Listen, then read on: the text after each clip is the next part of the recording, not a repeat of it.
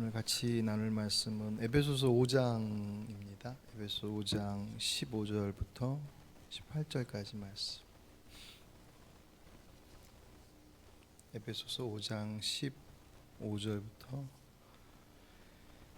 18절까지 말씀.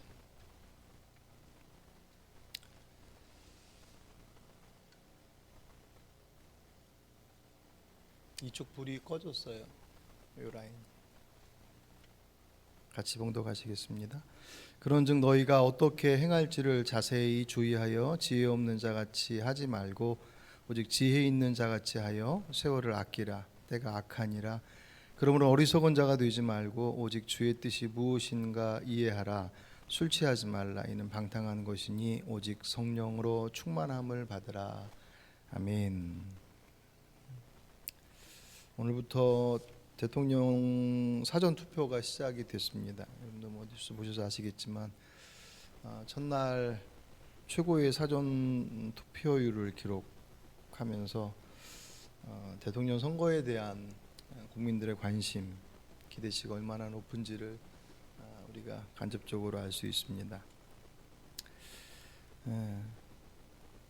토론회를 보면서 여러 가지를 느꼈지만 우리가 잘못하면 거짓말쟁이를 대통령으로 뽑겠구나라는 생각을 했어요. 서로 거짓말만 한다고 얘기하니까 보면 좀 씁쓸하더라고요. 대통령 선거의 토론회가 오히려 예전에 했었던 덜 민주화됐다고 얘기하고 사회적으로 덜 발전됐다고 얘기했던 그 시대보다도 훨씬 더 못한 모습으로 이렇게 비춰지고 또 보여지고 또 그렇게 진행되는 것들을 보면서 좀 씁쓸하더라고요. 대통령 토론회뿐만 아니라 후보자 토론회뿐만 아니라 그 과정들을 쭉 보면서 들었던 가장 큰 생각이 정말 이 시대 분별이 필요한 시대구나라는 생각을 계속 하게 됐습니다.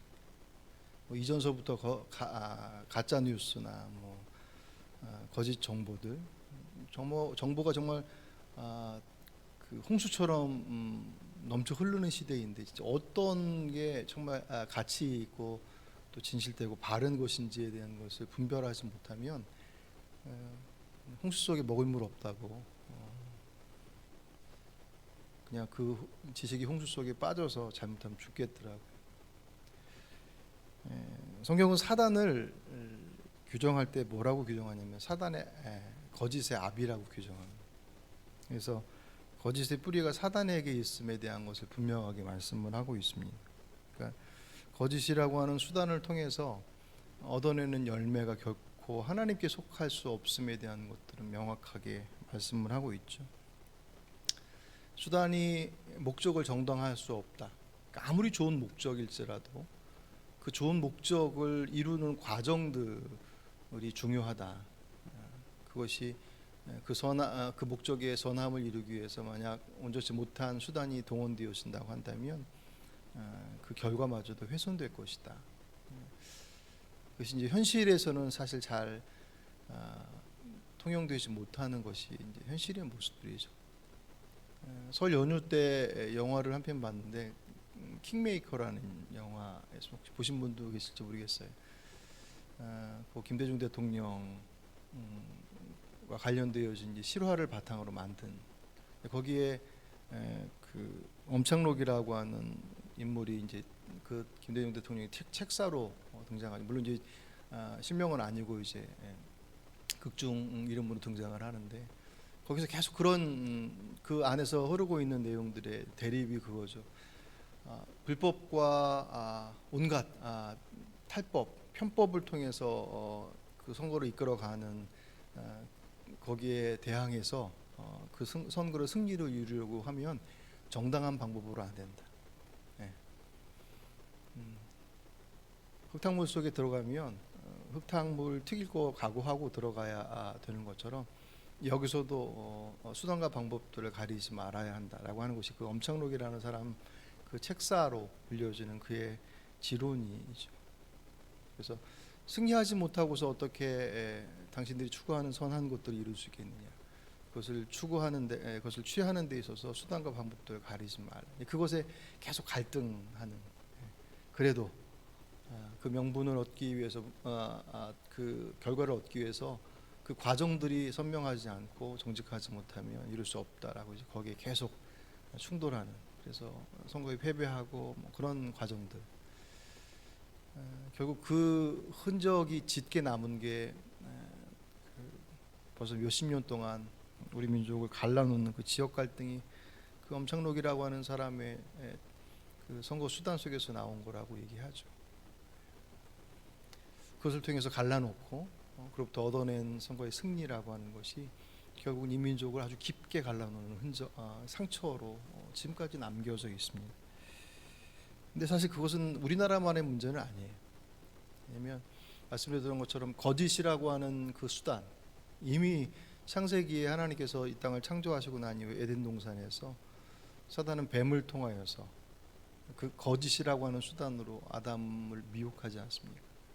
그리고 그 지나온 역사들 쭉 진행되죠. 마지막 주님 모시기 바로 그 직전까지 사단은 거짓 선지자와 적 그리스도를 통해서 마지막까지 그리스도 이 땅의 백성들을 미혹하려고 하는 그 거짓으로부터 출발해서 거짓으로 마무리하는 것이 이 땅의 사단의 역사이죠. 그런 시대들 속에서 그리스도인이 어떻게 살아갈 것이냐. 단지 이 코로나의 상황들, 그리고 우리나라가 직면해 있는 대선이나 여러 가지 문제들 앞에 서 있는, 그래서 그것이 우리에게 인생의 위기다라고 얘기하지만 사실 그 이면에는 훨씬 더 오래전서부터 우리를 위기로 몰아가고 있었던 그 거짓의 아비의 술수들이 우리 인생들을 계속 위협하고 있었는데, 그 시대를 어떻게 살아갈 것이냐.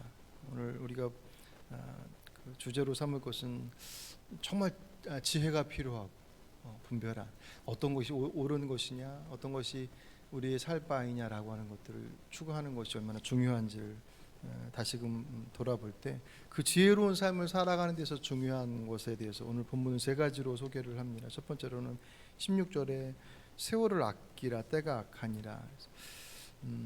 시간을 잘 이용하는 사람, 그냥 겉으로 보면 그렇게 표현되어 있지만 이 세월을 아끼다라고 할 때 이 아끼다라고 하는 단어는 건져 올린다라고 하는 단어예요. 그러니까 세월을 건져 올린다.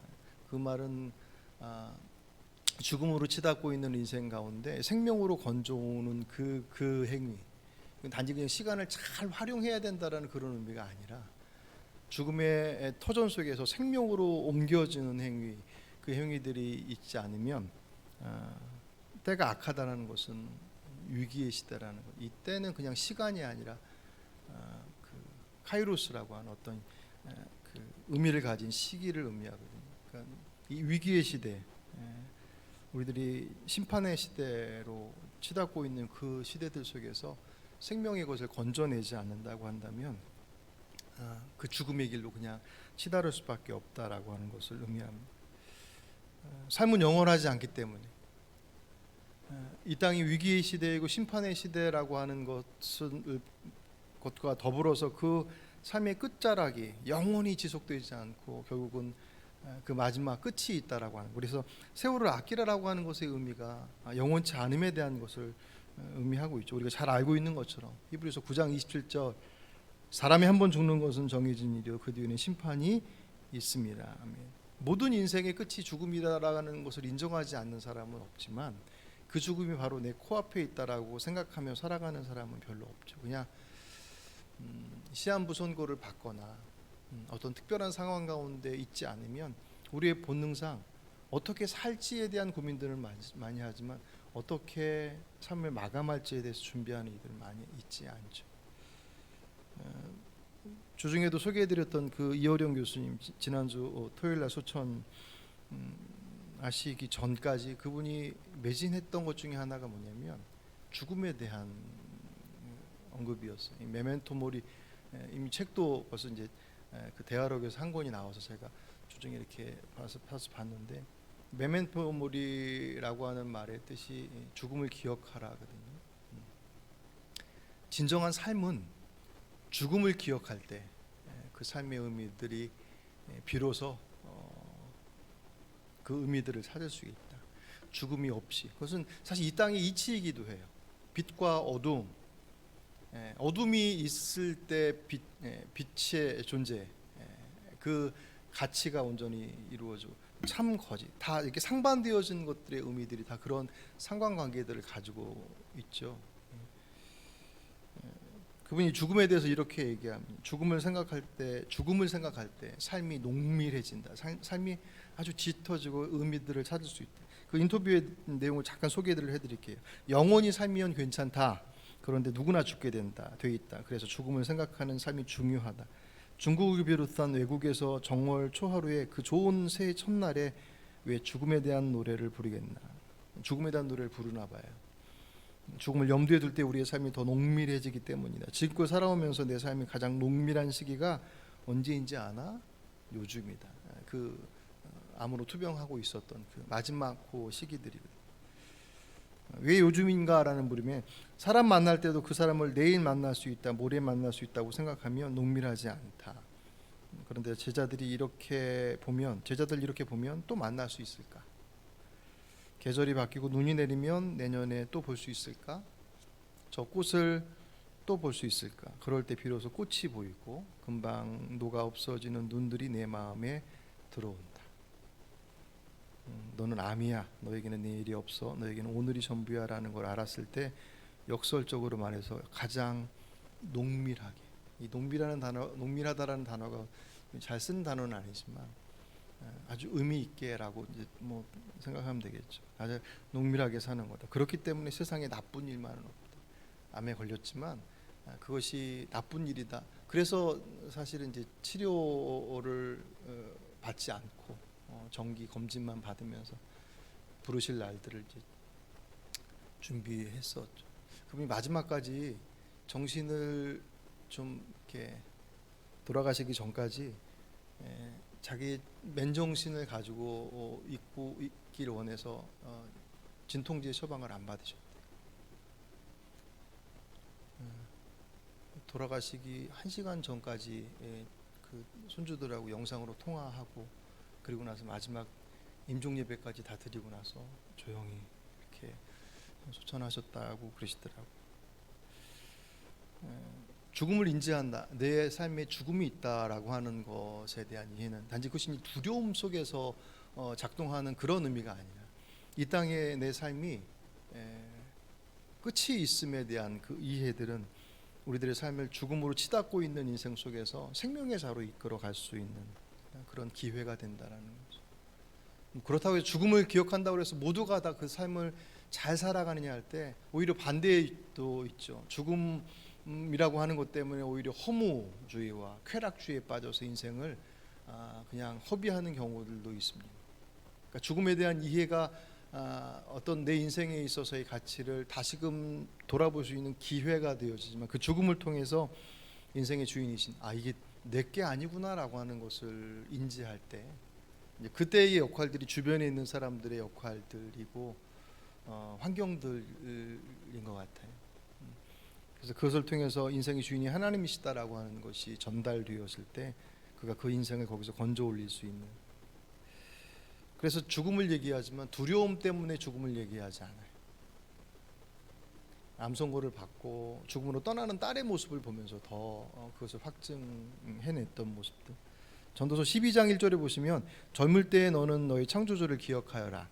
고생스러운 날들이 오고 사는 것이 즐겁지 않다고 할 나이가 되기 전에 해와 빛과 달과 별들이 어두워지기 전에 먹구름이 곧 비를 몰고 오기 전에 그렇게 하여라. 아멘. 주어진 날들의 이 땅에서의 날들이 길면 길수록 더 젊은 그때의 그분의 생명이 그분 앞에 있음에 대한 것을 알 때 주어진 삶의 그 길이들이 진정한 가치의 삶을 살아갈 수 있기 때문에 그래서 이분이 표현한 것은 아닌데 다른 분이 그리스도인의 마지막 끝은 죽음은 이 엔드가 아니라 A 엔드 그리고다. 끝이 아니라 그 다음으로 넘어가는 통로에 불과하다.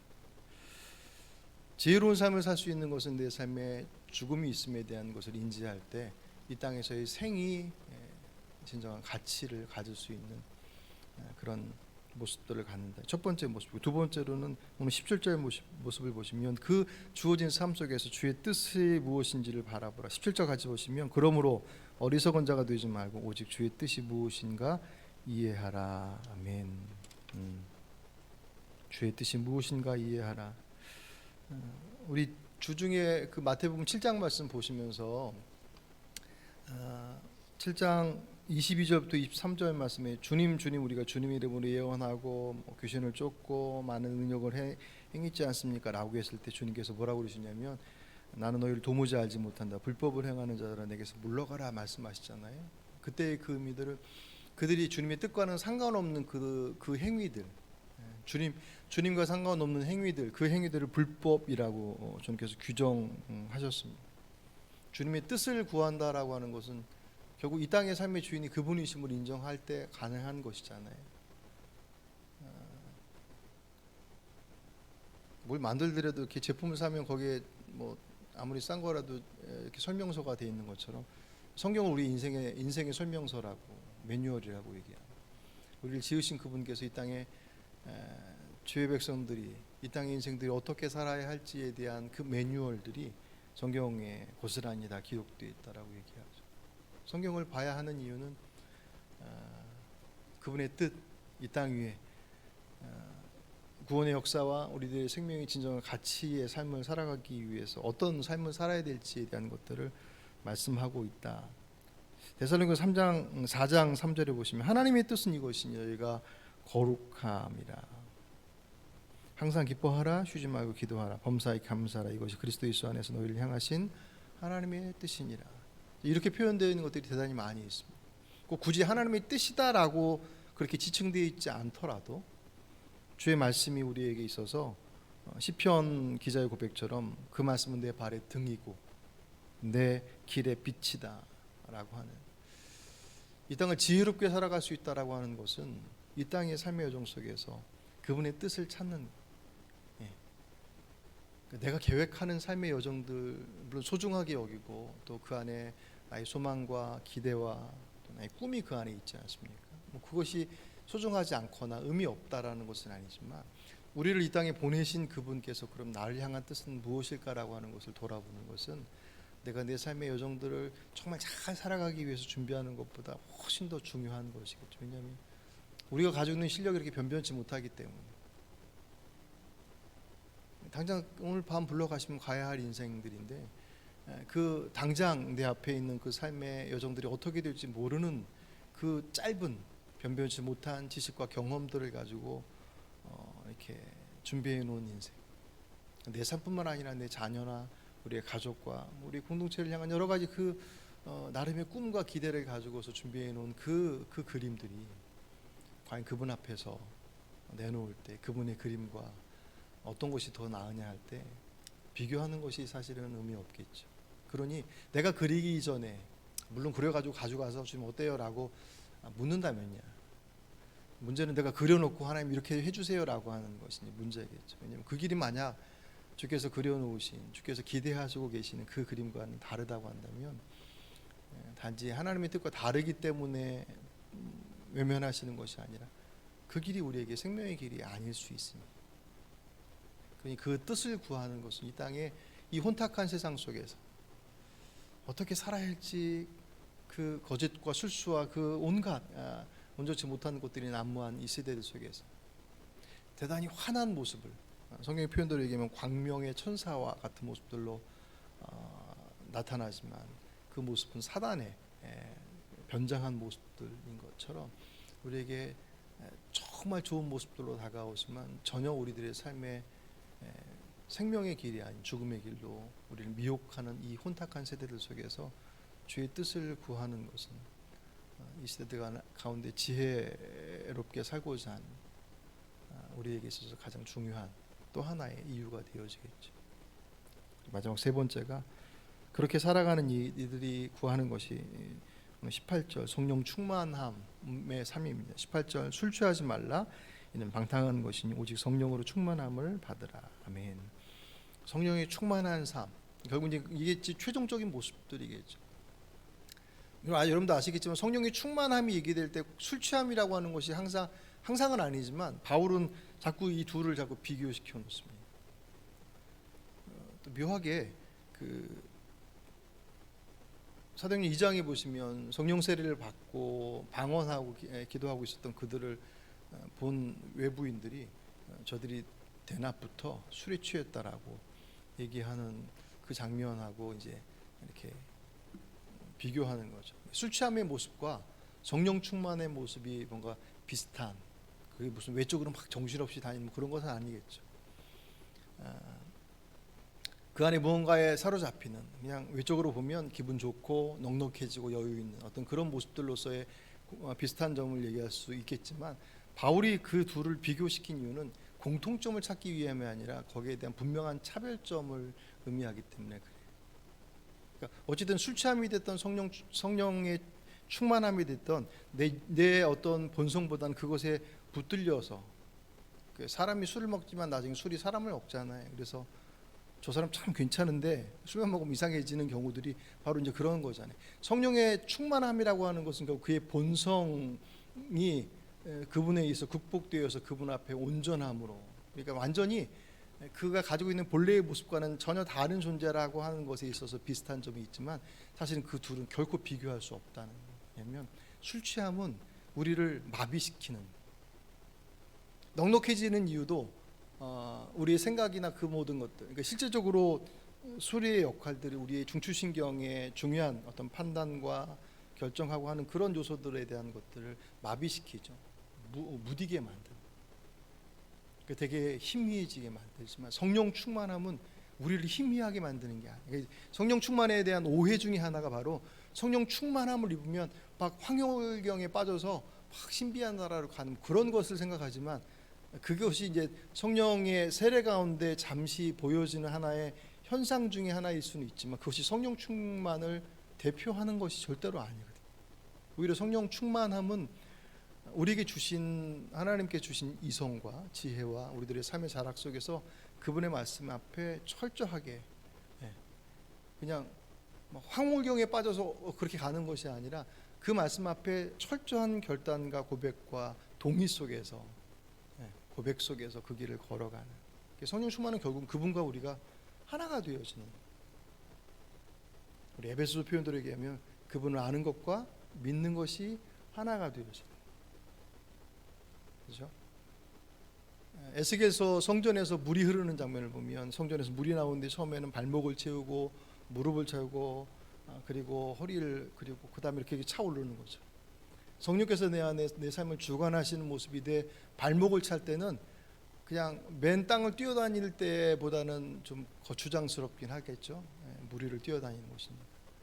근데 그 물이 발목을 넘어서서 무릎을 딱 차게 되면 그 다음부터는 내 뜻대로 움직이는 데 많이 제한이 되잖아요. 그죠? 그것이 내 허리까지 차게 되면 훨씬 더, 그것이 나를 잠그면 그 다음부터는 내 삶은 철저히 그 성령의 그 뜻 안에서 철저하게 같이 움직여진, 온전히 하나 되어진. 성령 충만을 받으라라고 하는 것은 자칫 잘못 생각하면 그냥 무언가를 덥석 받는 것처럼 생각되어지지만, 그것은 우리들의 철저한 순종, 그 말씀 앞에서의 철저한 순종이 그 안에 가장 중요한 요소가 되어집니다. 그 말씀에 귀 기울이고 그 말씀을 따라갈 때 우리들의 본성과 우리들의 연약함들이 그분과 그 말씀과 하나 되었음으로 인하여서 우리가 그분처럼 되어집니다. 그래서 성령의 9가지 열매, 성령에 충만한 사람들이 맺게 되는 성령의 9가지 열매는 사랑과 기쁨과 화평과 인내와 친절과 선함과 친실과 온유와 절제니 이런 것들을 막을 법이 없습니다. 아멘. 성령의 은사에서 소개하고 있는 이적과 기적 그런 것과는 전혀 다른, 그냥 어떻게 보면 그저 평범해 보이는 하나의 성품의 내용들이지만, 그것이 성령이 충만한 사람들이 흘려보내는 열매들이란 말이에요. 그것을 막을 법이 없습니다. 오늘 이 시대를 살아가는 저와 여러분의 삶의 여정들 속에서 우리 인생 가운데 죽음이 있음에 대한 것을 기억하는 것, 다 죽는 거지 라고, 그런 의미 속에서의 죽음이 아니라, 이 코로나 팬데믹으로 인하여서 그 정말 어마어마한 그 희생들을 치르고 있지만, 그 희생을 통하여서 알게 되어진 것 중에 하나가 바로 죽음이 결코 저 멀리 있는 것이 아니구나라고 하는 것에 대한 이해들이죠. 그 역설, 페네명의 역설이라고도 표현합니다. 뭐 그런 것들이 많이 있죠. 우리 일상의 어떤 가치들이 그렇게 소중한 것이었구나라고 하는 것을 그 과정들을 통해서 다시금 알게 되어졌던 것과 마찬가지.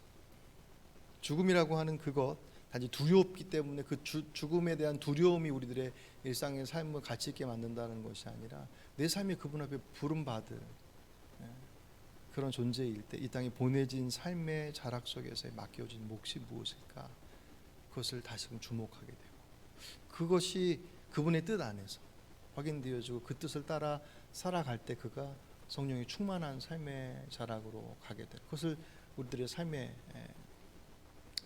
마지막 지향의 과정으로 두는 것, 그것이 이 땅을 지혜롭게 살아가는 삶의 모습들일 것입니다.